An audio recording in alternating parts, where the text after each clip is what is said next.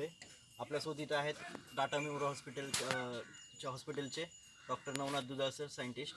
तर त्यांनी एक नवीन उपक्रम राबवला आहे. उन्हाळ्यात इथे खूप उष्णता वाढली आहे उस्मानाबादच्या सारख्या ठिकाणी मराठवाड्यात. तर त्यांची जी गाडी आहे त्या गाडीला त्यांनी शेणाने सारवले आहे. तर त्यांचं असं म्हणणं आहे की शेणाने सारवल्यामुळे ही गाडी AC पेक्षाही जास्त थंड पडते. तर त्याच्या संदर्भात आपण त्यांना विचारूयात की काय हा उपक्रम आहे, त्यांचं काय लॉजिक आहे त्या पाठीमागचं. सर, त्याबद्दल आम्हाला तुम्ही माहिती द्यावी. माझं नाव डॉक्टर नवनाथ दुधाळ. गेली 25 वर्ष मी टाटा मेमोरियल हॉस्पिटलमध्ये काम केलं. पण असं लक्षात आलं की राजीव दीक्षितांच्या माध्यमातून आम्ही थोडंसं पंचगव्याकडे वळलं असताना माझी मुलगी डॉक्टर स्नेहा दुधाळ आणि आम्ही असं ठरलं की पंचगव्यावर काम करत असताना, पंचगव्य म्हणजे दूध, तूप, ताक, शेण आणि गोमूत्र, या शेणावर जे काम करत असताना हे आपल्या उस्मानाबाद जिल्ह्यामध्ये एवढं तापमान वाढले की जवळजवळ 42 ते 46 तापमान वाढले.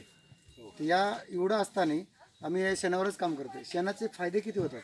एक तर आपल्या घराला सारवण्यासाठी वापर केला जातो, छताला लावण्यासाठी वापर केला जातो, भिंतीला लावण्यासाठी केला जातो. आणि ह्या शेणापासून आपल्या शरीराला किती फायदे होतात? एक तर वातरोग आहे. वातरोगामध्ये 80 प्रकारचे वातरोग आहेत, त्यांनाही वापर केला जातो शेणाचा. पित्त रोग आहेत, पित्ताचे 40 प्रकारचे रोग आहेत, त्यालाही वापर केला जातो. आणि कफाचे 28 रोग आहेत, त्यालाही वापर केला जातो. म्हणजे जवळजवळ आपल्या भारतामध्ये आयुर्वेदाच्या माध्यमातून 150 रोग होते आणि तेवढ्या रोगांना गाईच्या शेणापासून फायदा होतो. हे करत असताना असं लक्षात आलं की आपण तर शरीरासाठी वापरतोय. ग्लोबल वॉर्मिंग जे चालू आहे त्यालासुद्धा फायदा होते.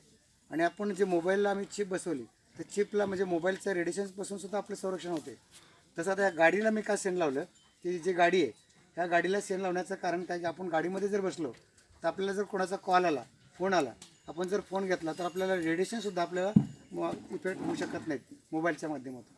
आणि दुसरी गोष्ट की तापमान जे आहे, आता बाजूलाच एक गाडी लावली, त्या गाडीच्या बोनटवर हात लावून बघा, त्याच्यावर हात लावून बघा, ते तुम्ही हात पण लावू शकत नाहीत, इतकं बोनट तापलं आहे. आणि ह्या गाडीवर हात लावला तर इतकं तापलं, कमी प्रमाणात आहे.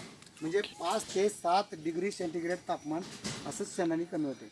आणि आता हे जे गाडीला लावले, गाडीमध्ये माझा एक गणपतीसुद्धा आहे, तोही माझा शेणाचाच गणपती, तोही गाडीमध्ये बनवला आहे, ठेवलेला आहे. आणि दुसरी गोष्ट, आत्ता आपल्या दुष्काळ पडला, आपल्या उस्मानाबाद जिल्ह्यामध्ये दुष्काळ पडला असल्यामुळे तापमान तितकं वाढले.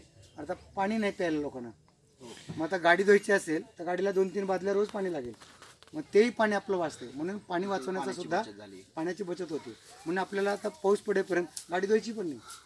आणि काही लोकांनी मला असं विचारलं की ते गाडी आता ते तुमची एवढ्या महागाई मोलाची गाडी आहे आणि त्याच्यात जर ते पत्र्याला जर काही पेंट निघेल का? काही होत नाही. उलट मी थोडासा पार्ट आता धुवून काढलं, बघितलं तर तिथलं उलट शायनिंग आलं त्याच्यामुळे. म्हणून शेणाने सुद्धा गाडीला जर धुतलं, शेण टाकून, तुम्ही शॅम्पू विंपू टाकून धुताय, त्याच्याऐवजी शेणाने जर गाडीला असं धुतलं तर तुमची गाडी चकाकते सुद्धा. इतका फायदा होत असताना का शेण वापरू नये? मग त्यासाठी शेणाचे इतका फायदे आहेत. तर मग अशा गायी आमच्या भाकड गाई सगळ्या, हा दूध न देणाऱ्या गायी आहेत, ह्या गाईला वाचवणार कोण? मग गाईच्या शेणासाठी तर लोक वापरते. कारण शेण कुठं कुठं वापरतात. माणूस जलमला तरी शेण वापरलं जातं आणि मेला तरी त्यांच्या गाडीमध्ये पहिलं शेणच टाकलं जातं. इतकं फायदे असताना का वापरू नये?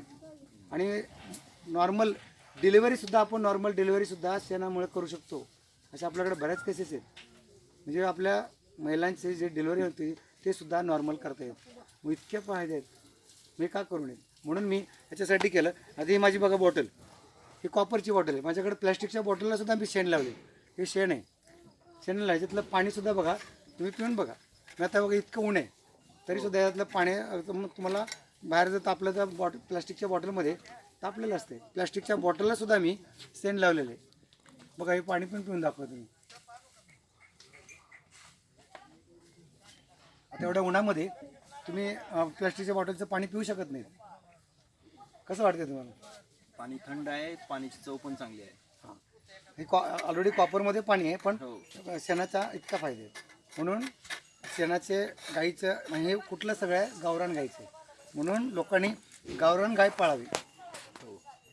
गोबर वसती लक्ष्मी, मी तर म्हणेन महालक्ष्मी आहे. कारण हे गोबर जर शेतात पडलं तर शेत चांगलं पिकणार आहे आणि त्याच्यापासून कॅन्सरसुद्धा येणार नाही लोकांना. कॅन्सरला सुद्धा वाचायचं असेल तर तुम्हाला शेणाकडे यावं लागेल. गाईच्या शेणापासून कॅन्सरसुद्धा आटोक्यात आणण्यात मदत होते.